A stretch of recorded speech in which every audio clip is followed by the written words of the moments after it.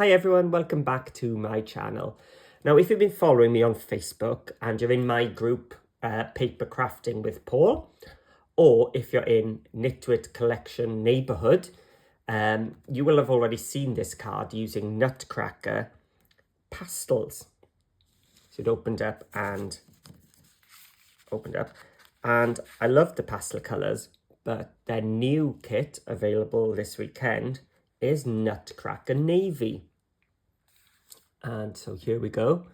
So all the same images, but this time in a navy and silver theme.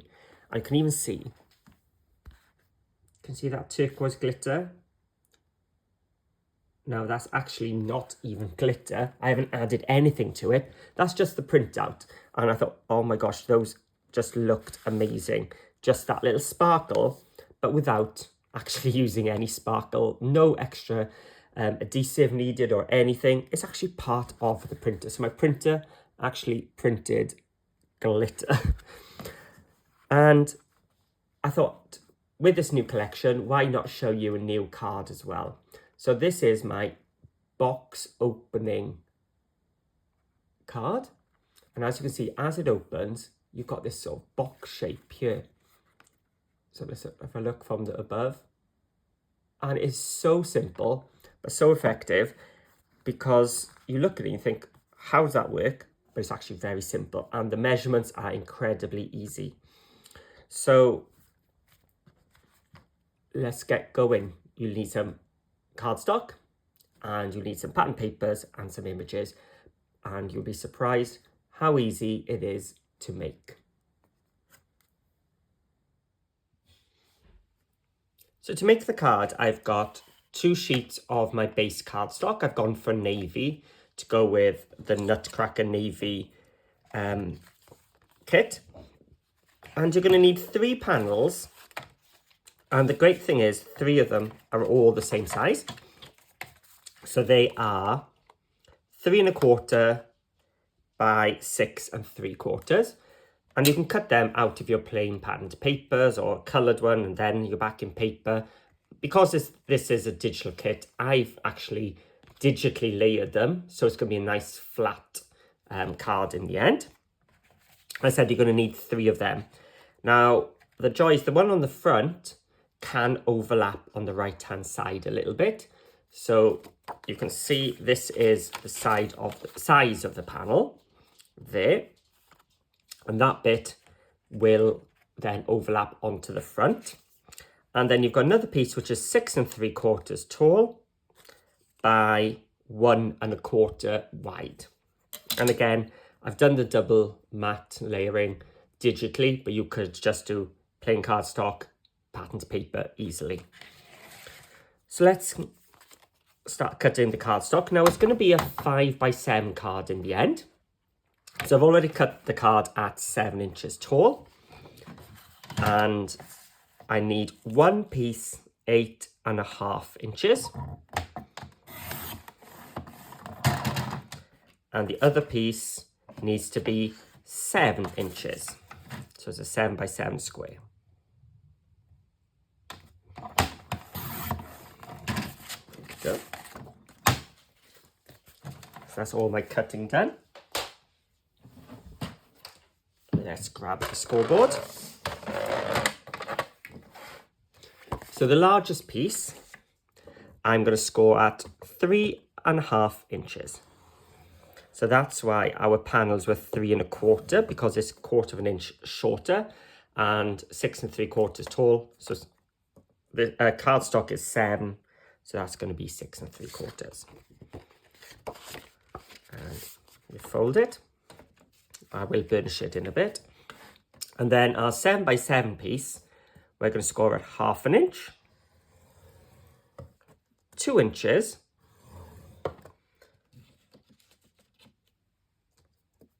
5 1/2, and that leaves us with a 1 1/2 on the end.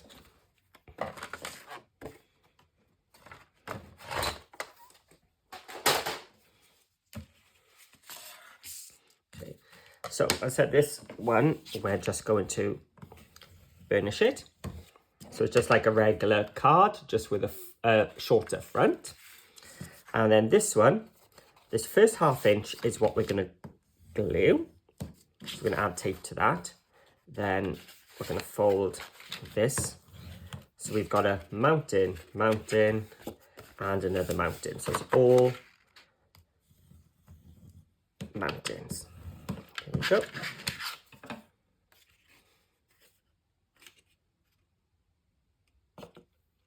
So there's our 2 pieces done. So as you can see, they're all mountains, so they create that sort of shape, and our card base.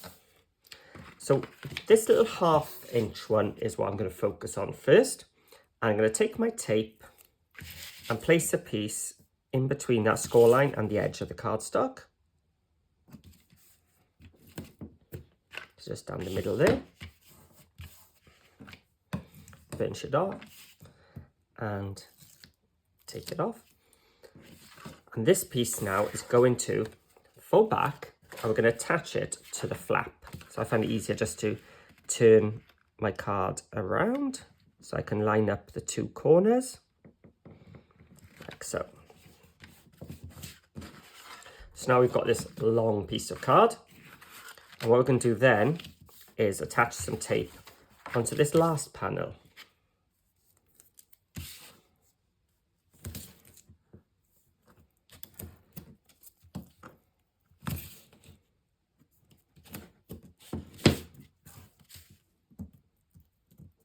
Take off the adhesive backing.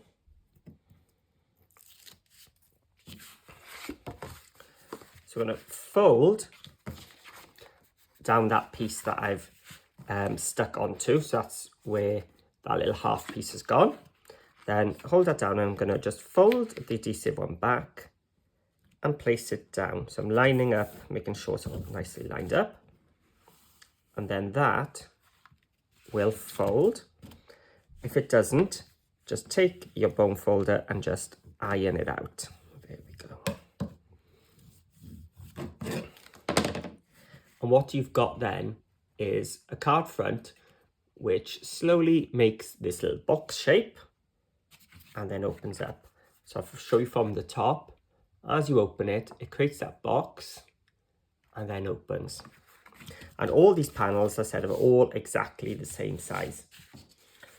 So again, they were 3 1/4 inches by 6 3/4. So I'm just going to use my glue. So this one, I used the solids. So I used the turquoisey blue and then the white on top. And though it's meant to be a plain of solid, it's actually got some texture, which doesn't show up on the camera, but it's kind of like a little checker board type thing. And I used one of the little bits, which comes in the complete kit, as my sentiment. So let's open up the card, and it place it in there.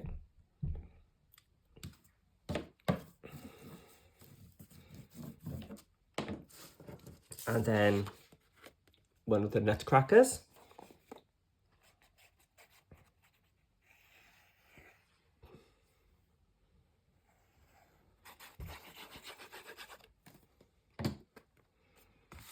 Let's place that in there.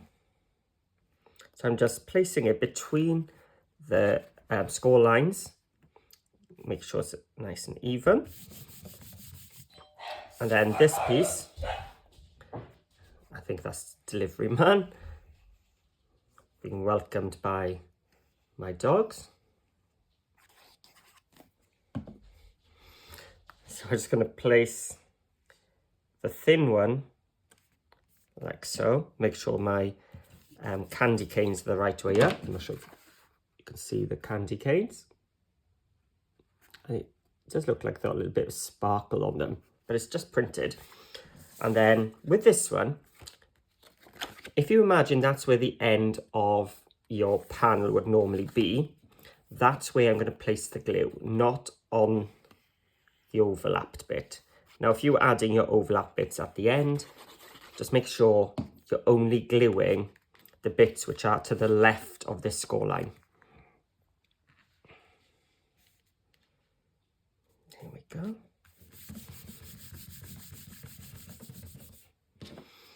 So what you've got, a bit excess glue, just get rid of that, is this bit is overlapping onto this panel, which is fine, but you don't want to glue it down because otherwise it's just going to open, stay flat, and not open at all. If you were wanting to put some elements on the top of the left-hand bit, you could also add an overlapping on the bottom of the right one. Just make sure they're not touching, otherwise when they come up like so, they're going to knock into each other. Your card's not going to open. So just make sure top bit and bottom bit don't meet here. And that's how you get your box opening card. Really nice and simple, really quick, as you can see.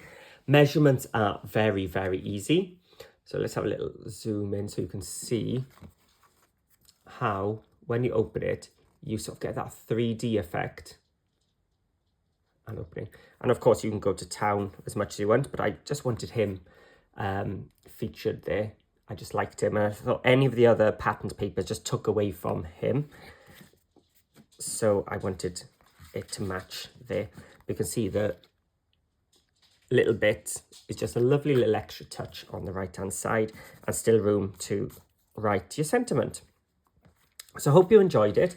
And as I said, I've got a Facebook group called Paper Crafting with Paul. So I'm really looking forward to seeing your versions, because it's a very versatile, but very quick and easy, but just something a little bit different. So perfect for your Christmas cards, especially if you're using a DigiKit. You can just print off the same one lots and lots of times, or just change the colour, change the sentiment, and each card can be unique, but still using the same process. So join Paper Crafting with Paul, link in the description below, so you can show me your version. And please give the video a thumbs up if you enjoyed it, and a comment below really does help the channel as well. So if you haven't already, click that subscribe button, and I'll see you all again soon.